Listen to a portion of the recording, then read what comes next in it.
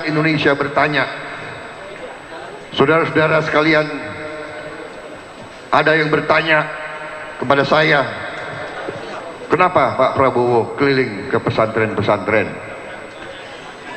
Saya bilang, saya keliling ke pesantren bukan menjelang pemilu.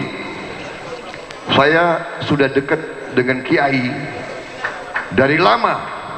Kenapa? Karena dulu saya prajurit, saudara-saudara. Prajurit di pasukan tempur pasti dekat dengan kiai, karena dia akan menghadap maut. Kalau prajurit di belakang meja mungkin tidak cari kiai. Kalau prajurit pasukan tempur pasti cari kiai, saudara. Saya yakin para kiai ini sudah pengalaman. Kalau musim ada pasukan yang mau dikirim, entah ke timur, entah kemana, pasti kiai-kiai dibanjiri apelnya ke kiai. Saya yakin demikian karena dulu saya seperti itu. Mau berangkat, cari kiainya dulu. Kalau perlu ada 5-6 kiai, minta doanya semua. Itu adalah tradisi, itu adalah kebiasaan, dan saya kira itu adalah wajar. Kita minta didoakan oleh orang yang kita hormati, orang yang lebih dekat dengan agama, karena kita sehari-hari mungkin tidak mendalami. Dan memang saya waktu masih muda, sekarang agak muda, maunya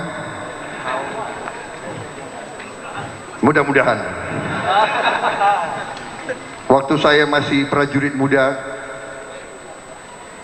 saya pernah sudah 3 kali mengucapkan 2 kalimat syahadah, karena waktu itu ajaran dari kiai saya, kalau kau sudah menghadap maut, nafasmu terakhir, kamu harus mengucapkan 2 kalimat syahadat. Dan saya sudah mengucapkan, karena saya waktu itu sudah mengambil kesimpulan, disinilah nafasmu terakhir di dunia ini. Dari segi akal logika saya sudah tidak mungkin bisa selamat. Musuh sudah mengepung saya, peluru saya sudah hampir habis.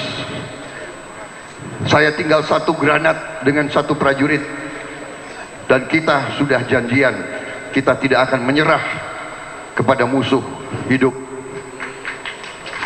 Dan saya sudah mengucapkan 2 kalimat syahadat. Saya sudah siap dipanggil oleh Allah Subhanahu wa Ta'ala.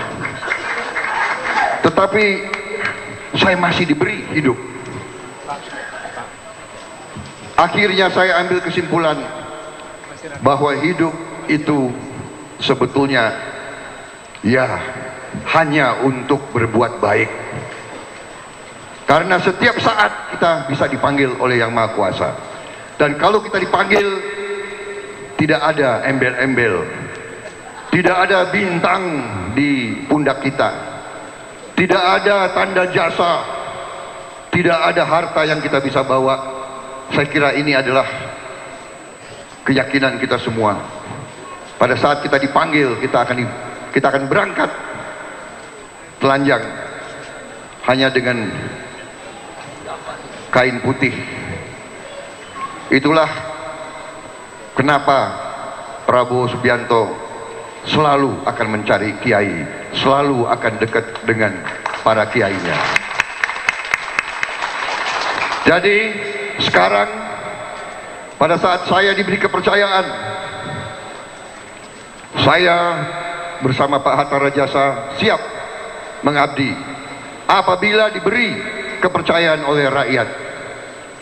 Apabila diberi kepercayaan atau rakyat memberi kepercayaan kepada pasangan yang lain, kami tetap akan menghormati keputusan rakyat Indonesia. Tidak hanya menghormati, kami akan mendukung dan mendoakan agar mereka berhasil memimpin negara ini. Karena memang tujuannya adalah agar negara dan bangsa kita ini hidup dengan baik, siapapun yang memimpin. Tetapi apabila kami diberikan kepercayaan, kami merasa kuat, kami merasa percaya diri apabila kami didukung oleh kiai-kiai dan ulama-ulama besar dari seluruh Indonesia, apalagi dari Nahdlatul Ulama. Saudara-saudara sekalian, bangsa Indonesia pernah melihat sepak terjang jasa-jasa para ulama besar dari Nahdlatul Ulama dalam saat-saat kritis sejarah kebangsaan tahun 1945, pada saat baru beberapa hari kita menyatakan kemerdekaannya. Kemudian Inggris memberi ultimatum kepada rakyat Jawa Timur di Surabaya. Pada saat itu rakyat Surabaya didukung oleh rakyat Jawa Timur menyatakan tidak akan menyerah kepada ancaman dan ultimatum dari asing. Ini sejarah, dan pada saat itu yang memimpin, yang menggerakkan adalah para ulama-ulama dari Nahdlatul Ulama. Ini sejarah. Para kiai menggerakkan dengan fatwa-fatwanya. Akhirnya TNI, waktu itu masih TRI, Tentara Rakyat, Tentara Republik Indonesia, TRI, dengan kepolisian, dengan pemuda-pemuda, dengan laskar-laskar, tapi di belakangnya para kiai, para ulama, dengan teriakan Allahu Akbar, Allahu Akbar, Allahu Akbar. Saudara-saudara, kemerdekaan ini berhasil kita pertahankan. Saudara-saudara sekalian, itu yang menjadi inspirasi bagi saya. Setiap kali saya baca sejarah 10 November Surabaya, setiap kali saya mendapat inspirasi. Janganlah bangsa Indonesia diinjek-injek oleh bangsa lain. Tidak boleh seperti itu. Kita negara yang besar, kita negara yang kaya, kita mampu membangun kemakmuran untuk seluruh rakyat Indonesia. Dan tentunya negara yang makmur harus menjadi negara yang adil, di mana pemimpinnya harus jujur, bersih, amanah. Dan di situ saya kira peran daripada para ulama-ulama besar. Kalau pemimpin itu keliru, harus diingatkan. Tapi insya Allah apabila sudah didukung dari awal para kiai besar, insya Allah pemimpin-pemimpin yang akan datang tidak akan keliru. Saudara-saudara sekalian, saudara-saudara sekalian, saya juga merasa besar hati karena Bapak Profesor Dr. Mahfud MD berjiwa besar. Beliau juga seharusnya menjadi calon presiden atau calon wakil presiden. Tetapi keadaan politik mewajibkan beliau mengambil langkah, dan akhirnya beliau bersedia berjuang di samping saya. Dan insya Allah beliau akan selalu mendampingi saya apabila kita diberi kepercayaan oleh rakyat Indonesia. Dan percayalah bahwa saya selalu memandang Nahdlatul Ulama sebagai soko guru yang sangat penting dalam kemerdekaan bangsa Indonesia. Kalau negara aman, NU harus kuat. Kalau negara mau aman, Nahdlatul Ulama harus selalu dihormati dan didengar. Dan insya Allah saya akan menjadi seorang yang akan selalu dekat dengan para kiai, selalu memohon bimbingannya, memohon doanya, mohon diingatkan kalau saya ada gejala berbuat kesalahan, dan jangan sungkan-sungkan memanggil saya apabila memang itu ada keperluan yang perlu diselesaikan dengan cepat. Saya kira itu dari saya. Terima kasih. Setiap saat saya datang ke pesantren, saya merasa sejuk dan tenang, karena yang kita minta adalah ridho dari Allah Subhanahu wa Ta'ala.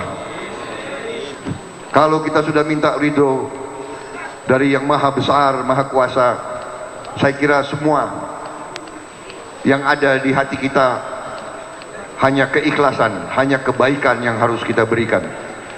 Saya kira itu tekad kami para kiai. Mudah-mudahan Panwaslu tidak terlalu ketat menilai, tapi tidak ada kata-kata saya mohon dukungan dipilih. Tidak, saya tidak minta bapak-bapak memilih saya. Saya berdoa agar bapak-bapak memilih saya.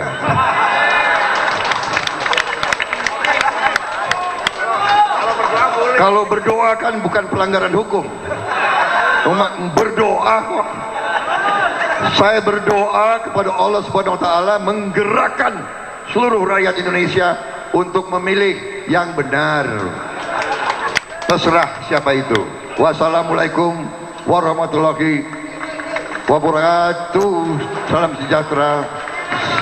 Semoga Allah Subhanahu wa Ta'ala memberi yang terbaik kepada kita sekalian. Terima kasih. Selesai. Terima kasih. Kami sampaikan kepada yang terhormat Bapak Haji Prabowo Subianto yang telah memberikan pencerahan kepada kita tentang bagaimana berpolitik yang baik itu. Oleh karenanya masih ada satu sesi acara para Bapak Ibu sekalian. Kita akan mengakhiri doa, tetapi sebelumnya ada tausiah dari yang terhormat Bapak Kiai Haji Miftahul Ahyar sebelum beliau memimpin doa dari acara siang hari ini. Kepada beliau yang terhormat Kiai Haji Miftahul Ahyar disilahkan.